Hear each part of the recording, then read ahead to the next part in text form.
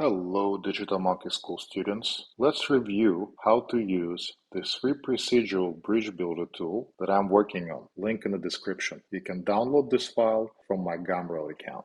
As you can see, there are two bridges in my scene. They both work a little bit differently to accommodate different deck types. I will record two short videos for each. First, let's change the terrain and make our bridge conform to it. For that, we're going to go to a different view mode. Let's select our terrain and then go to edit mode. Make sure we're in vertices. Click on the vertex. Turn on proportional editing. Press G, Z, push the terrain down. Bridge stays exactly the same. We'll have to now work with the spline that's controlling the bridge. Go to the Modifiers tab, add a shrink wrap modifier.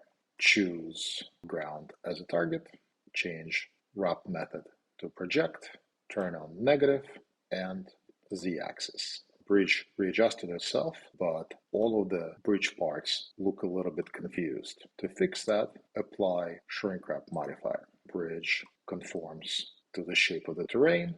It looks really good. Let's modify the spline in a different way. Go to edit mode, move vertices, GX, and that will make your bridge shorter or longer. You can also extrude and move your vertices.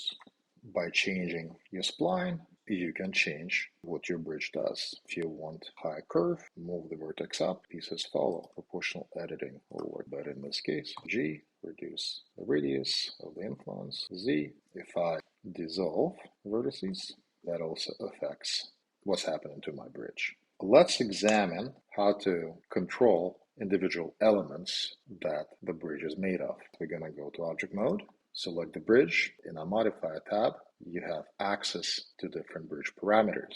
By controlling the deck count, you can increase number of pieces until there is no gap, 39. If you want to adjust the legs count, so more legs, less legs.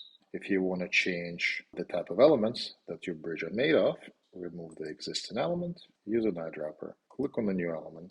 You can do that for both the bridge deck and the bridge pillars.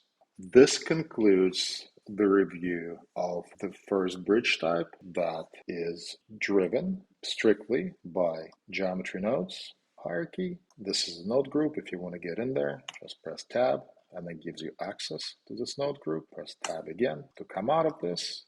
If you feel that you need to learn a little bit more about this tool and you're interested in finding out how my second bridge works, please come back and review the second video of this bridge building tool tutorial mini-series. We are Digital Monkey School. Please like us and subscribe, and I will talk to you in my next video. Thank you for watching.